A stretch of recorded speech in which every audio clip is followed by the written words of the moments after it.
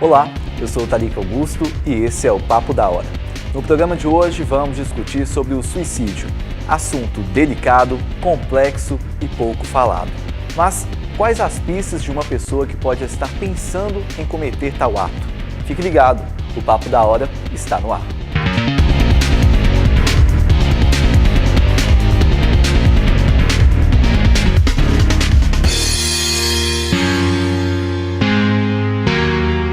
O bate-papo é com a professora de Psicologia do UniBH, Fernanda Franco, graduada pela Universidade Federal de Minas Gerais e mestre em Psicologia do Desenvolvimento Humano pela mesma universidade.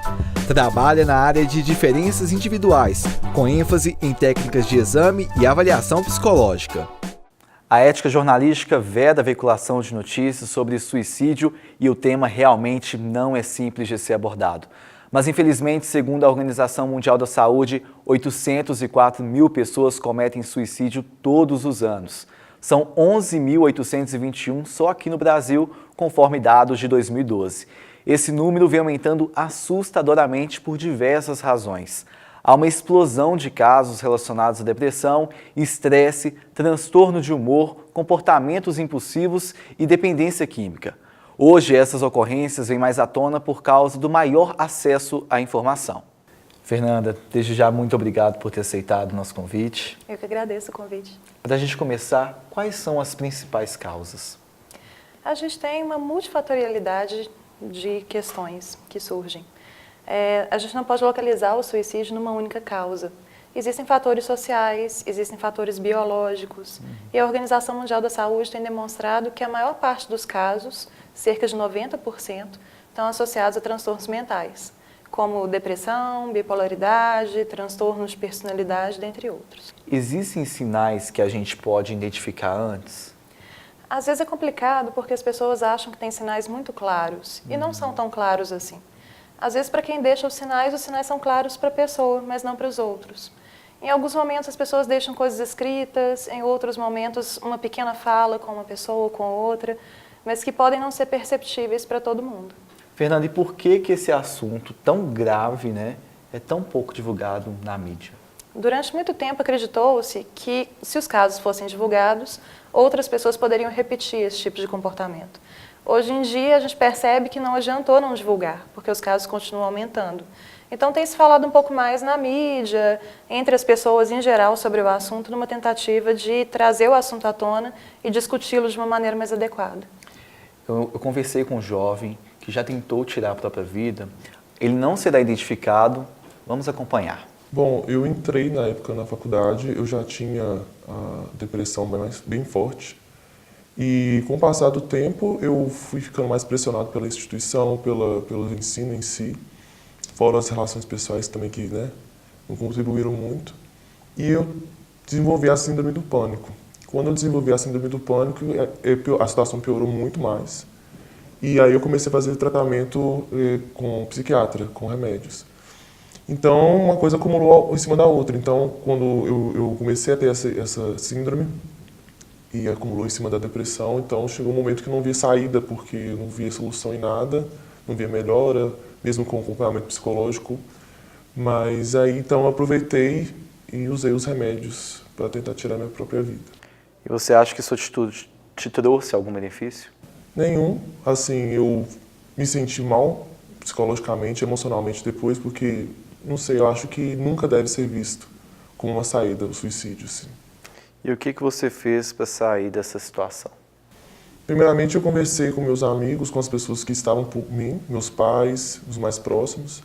E aí, sempre reforçando o tratamento psicológico e o tratamento com o psiquiatra para que isso não venha acontecer de novo. Hoje você já sente melhor? Muito melhor. Eu vejo que é sem comparação. Por isso que todas as pessoas que se veem nessa situação é essencial ter um tratamento, um acompanhamento médico, um acompanhamento psicológico, porque sem isso a gente não vai para frente mesmo não. Fernanda, e como que você enxerga esse caso dele? É uma questão comum, caso da depressão associada ao suicídio. Então, casos de depressão, principalmente depressão grave, como é que ele diz que traz, costumam estar associados. O principal que me chama a atenção na fala dessa pessoa é a necessidade de um apoio psicológico e psiquiátrico. A principal questão quando a gente tem uma possibilidade de uma tentativa ou de um comportamento suicida é o apoio psiquiátrico e psicológico. É o principal esperado. É uma grande variedade de casos, né? Esse é um formato em que esse tipo de caso pode aparecer. Nós temos outros transtornos que podem aparecer de formas diversas. Nós temos o suicídio que pode ser uma questão impulsiva, em que a pessoa age às vezes sem muita consciência, embora sejam casos mais raros. Essa é uma das formas como o suicídio pode acontecer. E é uma das maiorias também, né? Ligado a transtornos mentais. A maioria deles são.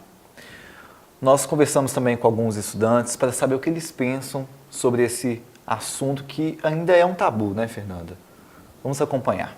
As pessoas elas não têm muita visibilidade do suicídio. Em muitos casos eles são meio que abafados e se deixam por isso mesmo. As pessoas não se importam tanto assim com os suicídios, com as mortes das pessoas que se matam e tudo mais. Eu acho que é a falta de diálogo, de conversa mesmo, né? O estigma que ainda carrega um tratamento psiquiátrico,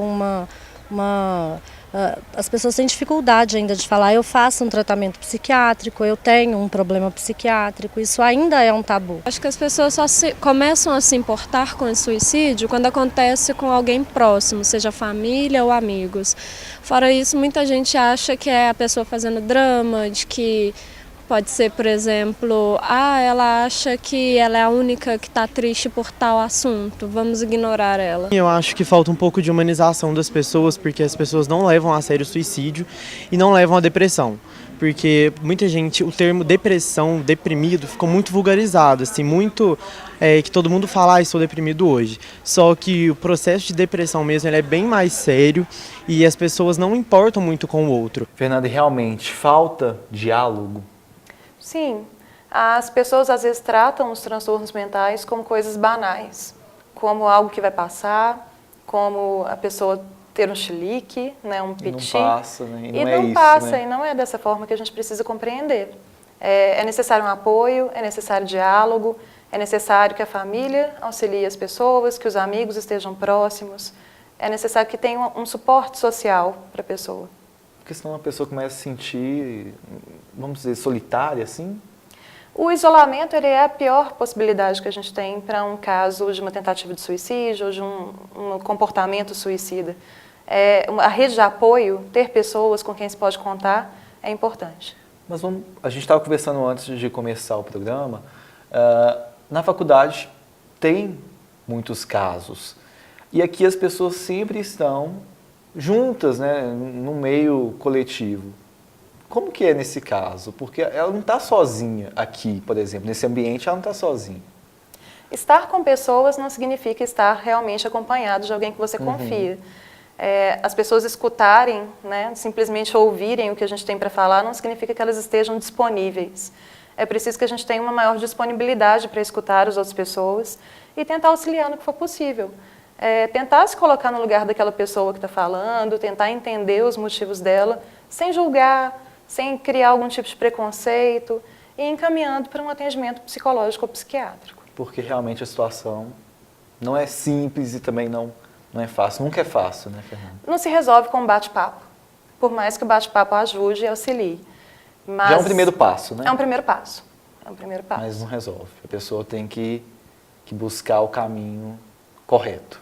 Um acompanhamento psiquiátrico ou psicológico seria o caminho mais tranquilo para uma estabilização da pessoa. Fernanda, e atualmente a gente tem observado também grupos nas redes sociais que estão influenciando os jovens, né, os adolescentes, principalmente em grupos de Facebook, WhatsApp, que estão influenciando. Qual deve ser o dever dos pais?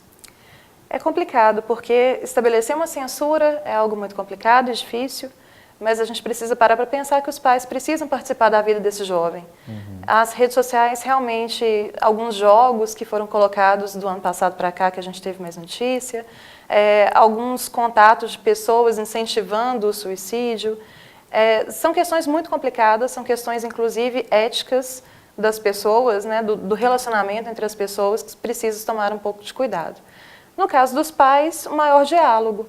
Ter uma abertura para que o jovem possa falar sobre o que ele está sentindo, sobre as dificuldades que ele tem, seria uma melhor saída do que realmente um controle rígido censurar a internet desse jovem, desse adolescente. E nunca se isolar dentro de um quarto, que nem aparece muito nessas notícias, que o adolescente ele fica dentro do quarto, preso, né, e não sai nem para comer. A gente precisa pensar que isso parte de um estereótipo também de como a pessoa deprimida é. Muitas vezes a pessoa ela pode estar alegre. Já é um sinal também, né, Fernanda? Sim, é um sinal. Mas às vezes a pessoa está alegre, conversando, rindo, e na verdade tem outras coisas acontecendo por trás que a gente não sabe. Então, dar abertura para o diálogo seria a melhor opção. E aqui, como que a gente pode ajudar uma pessoa próxima? Qual que é o primeiro passo que a gente tem que fazer? Escutá-la, sem julgamento, sem preconceitos, estar disponível para aquela pessoa, para que ela possa conversar com a gente. As pessoas, às vezes, têm medo de contar esse tipo de situação, porque não quer ser taxado, não quer ser rotulado de alguma coisa. Porque ainda é um tabu, né? É um tabu muito grande. Né? Então, as pessoas não querem se colocar nessa posição. Elas precisam confiar nas pessoas para poder falar.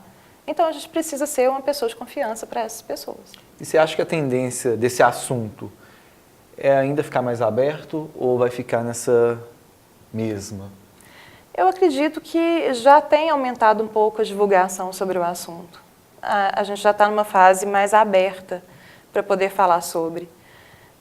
Eu torço para que se fale mais, porque não falar não adiantou. Então, chegou num ponto de que a gente realmente precisa divulgar o assunto e conversar sobre ele. Aqui no UniBH, o aluno que se sentir nessa situação pode procurar o NOP, o Núcleo de Orientação Psicopedagógica e Inclusão. O Luiz é líder do setor e vai explicar para a gente como que funciona. Confira. Nós aqui, nós acolhemos o aluno, a gente faz a escuta, a gente encaminha para os órgãos responsáveis, para os profissionais responsáveis para esse acompanhamento. Então, o aluno, é importante que o aluno saiba que o núcleo, né, o NOP, ele está aqui para acolher. A gente tem uma preocupação com a ética do cuidado, muito importante, de acompanhar este aluno no processo. Não fazemos os trabalhos clínicos, mas encaminhamos para profissionais competentes que vão, né, seguir com o acompanhamento. Como a gente viu, o NOP é o primeiro passo, né, Fernanda? E também tem a clínica. Como que funciona a clínica aqui no Uni? A clínica, a pessoa que chega passa por um processo de triagem e desse processo ela é encaminhada para a psicoterapia. Esse semestre a triagem tem acontecido às terças, quartas e quintas-feiras, de 13 às 19 horas.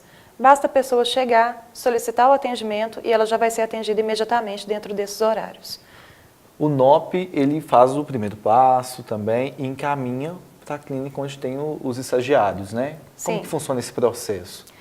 O encaminhamento pelo NOP, as questões que o NOP atende são questões mais ligadas à psicopedagogia, que são questões como dificuldade de estudo, dificuldade com os conteúdos que estão sendo abordados em sala de aula. Quando eles percebem algum tipo de atuação que deveria ser da psicologia, eles encaminham para a clínica e essas pessoas vão ser atendidas pelos nossos estagiários supervisionados de lá. Fernanda, a gente tinha comentado também que o primeiro passo é a pessoa procurar uma ajuda, né? Mas hoje em dia muita gente tem pensado negativamente e não tem que ser assim, né? Não. A gente precisa começar a pensar que em vida, né? A gente fala muito Esquecer sobre a morte, mas a gente precisa começar a pensar no que tem de bom em viver. Quais são as questões positivas que podem ser trabalhadas. A gente vê os pensamentos sobre o suicídio aparecendo muito em jovens e às vezes não se pensa que a vida se transforma, de que as coisas mudam e que uma diversidade de coisas pode acontecer para essa pessoa ao longo do tempo. Então, a gente começar a falar sobre vida também, não focalizar apenas na morte.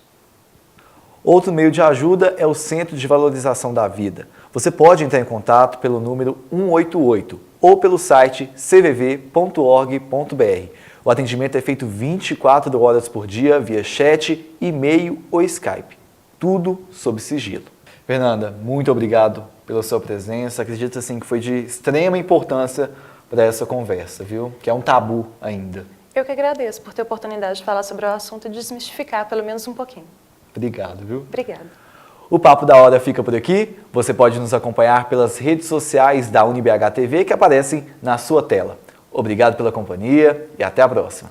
Tchau!